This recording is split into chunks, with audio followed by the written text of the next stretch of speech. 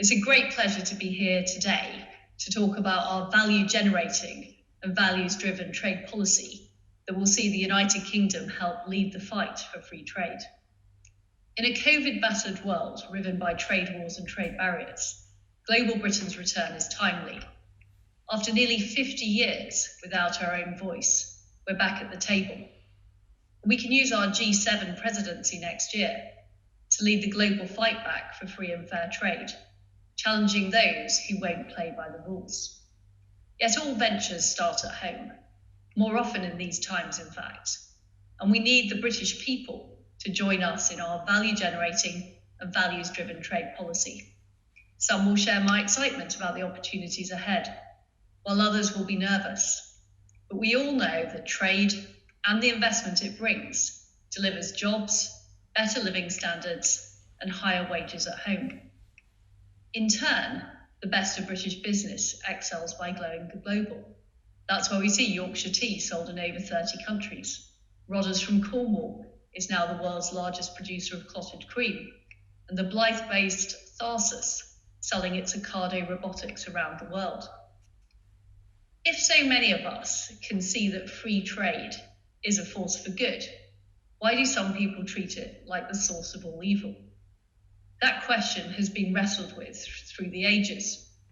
As the Whig historian Thomas Macaulay once lamented, free trade, one of the greatest blessings which a government can confer on a people, is in almost every country unpopular. This government's been evangelical about the value of free trade. My friend the Prime Minister led from the top in February when he reminded us in his great Greenwich speech that Richard Cobden came to conclude that trade was God's diplomacy. In that spirit, I urged my newly appointed Board of Trade earlier this month to make the case around the world as the Cobden, Peel and Bright of the 21st century, and to re-establish the UK as a major voice in global trade. Yet trade is too often seen as a bogeyman, to blame for many problems, whether that be global warming, deindustrialization, and even childhood obesity. These critics forget that trade does a world of good. Free trade is a lean, green, value-creating machine. It's lifted billions out of poverty across the world, it's led to a cleaner environment, and it's put food on people's plates. It helps developing and developed nations alike.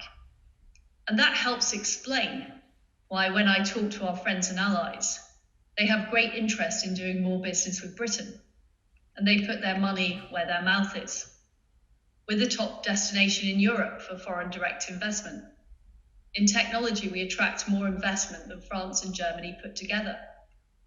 We are third in the world for the number of so-called tech unicorns, and can see this in scores of British success stories, such as Zoopla, Deliveroo, and Monzo. Official figures just the other week found that the UK video games industry is growing at its fastest rate on record. This shows the success enjoyed by British developers, be they the ones who made Assassin's Creed in Newcastle, Donkey Kong in Leicestershire, or Grand Theft Auto in Edinburgh. And it's safe for gamers to take this as a sign that the UK will level up. For all the benefits to our fast-growing industries, the benefits they will bring us in the future, we must learn from the mistakes of the past. In opening ourselves up to embrace more fantastic opportunities, we need to maintain a sustainable approach which commands widespread support and democratic legitimacy. There were mistakes when the World Trade Organization allowed new and large economies to join in the early 2000s without being subject to the same disciplines as existing members. Turning a blind eye has let pernicious practices run rife. When nations use their muscle to artificially promote state-subsidized products, the free market is subverted. When intellectual property is not fully protected, or technology transfer is enforced, innovators have no reason to carry on innovating. Rather than challenge this, too many countries acted like the mercenaries of global trade, looking the other way while artificially low-cost goods undermined legitimate business. But a few cheap phones and TVs will never make up for a nation selling off its security or subverting its sovereignty. In the long run, it damages free enterprise and free trade. Indulging this behaviour has had a corrosive effect on the foundations of our rules-based system, spreading disillusionment and distrust. And this hasn't been helped by politicians talking about trade deals in terms of shopping days, without fully engaging with the concerns the public have. Take the European Union's ill-fated efforts to negotiate the transatlantic trade and investment partnership. Their pursuit of what would have been Europe's largest trade deal yet ended up producing one of Europe's largest petitions, as over 3 million people made their opposition clear. This showed no matter how great a deal might be on the table, people are not going to go along with a process in which they've got no trust. And when you lose trust, it's all too easy to imagine the worst. So those consumers who joined the TTIP backlash, fearing the price the UK might pay for a deal, can rest assured. Taking back control of our trade policy means the British people are back in the driving seat. Free trade has been blamed for all sorts, but we must not unfairly scapegoat it and lurk towards protectionism. The fact is that the UK's industrial heartlands have not been failed by bad trade, but rather by bad policy. Cutting off an economy will not fix the lack of decent infrastructure, transport links, and skills support, but it will consign industry to decline. Protectionism paves the way to poverty, not to prosperity. And industry needs to be open up to ideas and opportunities from the global market. Openness is needed to develop economic resilience. Otherwise, when a shock like this crisis comes along, you're left exposed with nowhere else to buy your goods from and nowhere else to sell them to.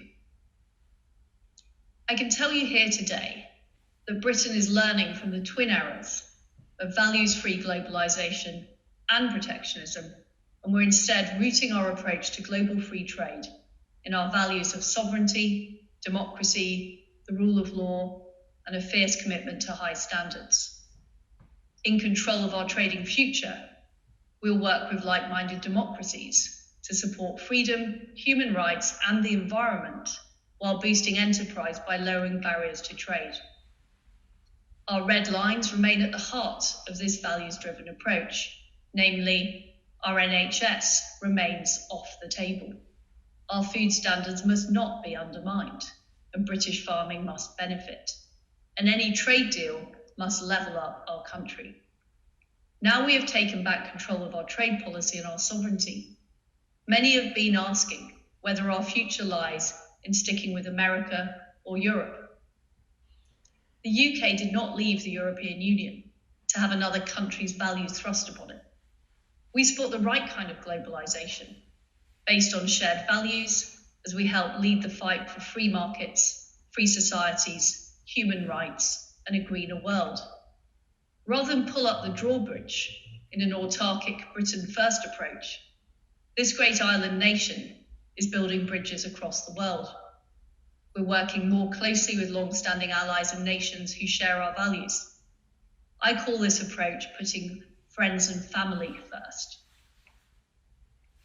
The values driving our new independent trade policy are well known. Our friends know how strongly freedom has delivered and driven the UK's national story, whether they think back to the historic advancement of human rights under Magna Carta, the abolition of the slave trade, or the development of free market economics. Our long-standing partners know the British sense of compassion, and that as a nation of animal lovers, we hate animal cruelty, so much that this government is pushing forward legislation to bring in amongst the toughest sanctions in Europe for animal abusers. Our allies can see how much we care about the environment in the work we're doing for the COP26 Global Climate Change Conference. The British people care deeply about fairness, decency, and liberty. We can best spread our fundamental values, freedom, democracy, human rights, and protecting our natural environment for the future by working with our friends and family across the world. By embracing our long-standing partners, Not literally, of course, in this COVID age. We're supporting democracy, rules-based trade, and a cleaner planet. Our coalition of the willing will not just deliver better values across the world, but help deliver economic value. And that is why I call our trade policy value generating and values driven. In an age when our services, digital and data trade is growing, modern economic models based on geography are becoming less relevant. We can challenge the tyranny of geography by selling our brilliant computer games, apps and robotics right across the world. With more negotiations ongoing right now than any other nation, we're working day and night to create a cat's cradle of trade deals across the Atlantic and Pacific, with the UK at its heart. And that's why we're seeking what I call British-shaped deals, because they're shaped to suit the strengths of our economy, to support our values, and to show what more we can achieve as a newly independent nation. These agreements also protect us against protectionism, shielding businesses from arbitrary tariffs or arbitrary bans by foreign authorities.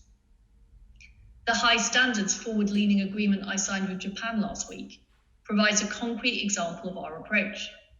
That's why it receives such widespread support from the best of British industry, from City UK and Tech UK to Scottish salmon producers and the National Farmers Union, amongst so many others. Knocking down senseless trade barriers and shaping sensible rules will help innovative businesses succeed. Our deal brings two like-minded democracies together in our shared values, as well as our consumers in shared tastes, as we enjoy more of each other's high-quality goods and cutting-edge services. There is much more I could say about this deal, but we wouldn't have any time for questions. Global Britain is already defying the doubters. We want to carry on proving them wrong, and we have no time to waste. After agreeing the Japan deal in record time, the UK is already on to its fifth round with the US, nearing its third round with Australia and a continuity deal with Canada, finishing its second round with New Zealand, and in full flow with a variety of other partners. These talks support our plans to join the Comprehensive and Progressive Agreement for Trans-Pacific Partnership, which would realise the vision of a global Britain that looks far beyond its own shores, by coupling us to one of the most dynamic trading areas in the world. Even then, we're just getting started. Whilst we're making fast progress towards the government's ambition to cover 80% of UK trade and free trade agreements by 2022, our trade policy is focused far beyond the next 2 years. In time, we have the ambition of striking an economically valuable and values-driven deal with India, also the Gulf, and our Latin American friends across the Mercosur bloc. Once we've enjoined TPT and agreed a free trade deal with our American friends, British businesses will be able to sell their wares directly in a more comprehensive way into the world's most vibrant markets.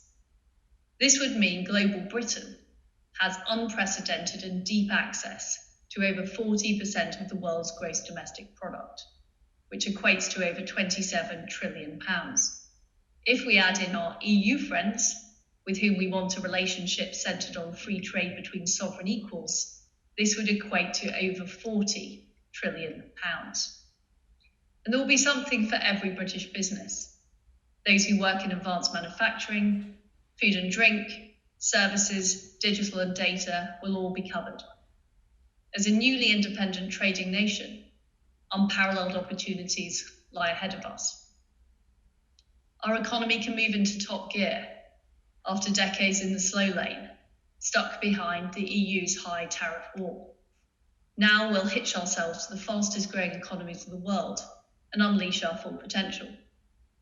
Over 32 years ago, EU leaders were rightly warned by Margaret Thatcher that Europe never will prosper as a narrow-minded, inward-looking club. But now, we're on track to join a truly broad-minded, outward-looking club, the CPTPP. And together we can help shape sensible, business-friendly rules that cover services, digital and data, whilst putting pressure on the WTO to reform in kind.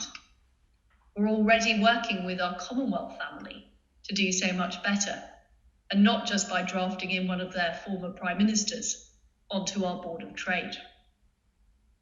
The UK is a founding member of a global partnership on artificial intelligence with Australia and New Zealand, and we're working with our Australian friends to build the next generation of cutting-edge frigates. As a newly independent nation, we can help innovation flourish more than under the innovation-phobic EU's watch. Something as simple as transferring data across borders ends up being needlessly complicated by the EU, preventing UK firms from doing digitally enabled business abroad. There's room for a moderate science-led approach to gene editing, but rather than take a pragmatic approach, as the UK is now free to do, the EU has shunned transformational ideas. Take golden rice, the superfood developed as a humanitarian project to save hundreds of thousands of lives. Despite being deemed safe by our like-minded allies Australia, New Zealand, Canada and the United States, Brussels has yet to agree. Taking back control means that the UK can become the ideas factory of the world, greater freedom to innovate and craft modern rules that will help our entrepreneurs thrive. That's how we can build on our current status as one of the best places in the world to do business, with the UK already in second place amongst the G7. There's no reason why the country once known as the workshop of the world cannot become a global hub for the services and tech trade. The people once mocked by Napoleon as a nation of shopkeepers can stand tall as a nation of traders, innovators, and entrepreneurs. Together with our friends and family, we can be at the heart of a new trading order rooted in our shared values and bring economic value to all. To succeed as a newly independent trading nation, we need the trust and support of the British people. We will work hard to earn that trust and to engage everyone across the country in our trade policy. My pitch to the people of Britain is this. The UK is setting out its own path, in which we will neither sacrifice our values, freedom, democracy, human rights and the environment, nor our economic opportunity. Our approach has already been proven to deliver, as our Japan deal shows, and there is more to come. Our friends and allies stand ready to help us, but the British people will be our most important ally of all. British farmers can join us in making the case for better animal welfare standards at the WTO. British businesses can help us cut the red tape that stops them getting their high-value products into world markets. British innovators can help us unleash our full potential. We're on their side, working with our friends and family first to support British values and spread economic prosperity. Anything that does not deliver for Britain will remain on the shelf. To coin a familiar phrase, no deal is better than a bad deal. And once we're happy with any new agreement, it goes through one of the most transparent scrutiny regimes in the world, so everyone can see it delivers for our economic interests and values. I will only sign deals like the one we did with Japan, which I am confident will be met by approval by Parliament. Those still nervous about the exciting opportunities ahead can be assured that we have taken their concerns to heart. Everyone will know how passionately I feel as a former DEFRA Secretary about agriculture.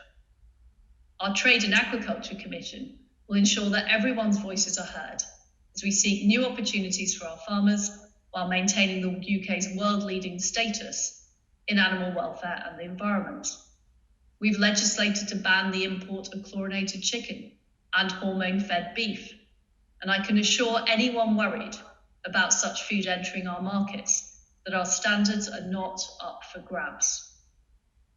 But we cannot have blanket bans on any food produced differently from the UK, which have a devastating effect on economies which we want to see benefit from free trade. I'm proud that we've struck trade agreements with the Côte d'Ivoire and the Southern African Customs Union, and we'll be launching our trade policy next year to help developing economies. And think how other nations would react to a ban. They would likely raise barriers in response. And I know the last thing people of Britain want to see is our goods banned from other countries' shelves. Indeed, I know the huge sense of pride that people feel when they see British goods and services being enjoyed around the world, whether it's British culture and music, driving a British-made car, playing on a British-designed computer game, or enjoying a British afternoon tea served on Stoke-on-Trent pottery. Our values-driven trade policy is grounded in the world we live in. We will not do deals at any price, but we know the price of not doing any deals. We need to move forward and embrace a trade-powered recovery. That's why I say to the British people, join with me in making the most of global Britain's return. Let's work together to strike down senseless barriers to trade and open up opportunity, spreading our world-leading standards far and wide. Let's make sure the global trading system works for the UK, for developing countries, and for our like-minded allies. Let's go forward together, learning from the mistakes of the past as we make a success of our value-generating and values-driven trade policy. With our like-minded allies, we can join the fight for free markets, free societies, and free trade. As I reminded our Board of Trade, we already have a great story to tell as a free trading nation. Now global Britain is back, it's time for the makers, the doers, and the innovators to help us write our most exciting chapter yet.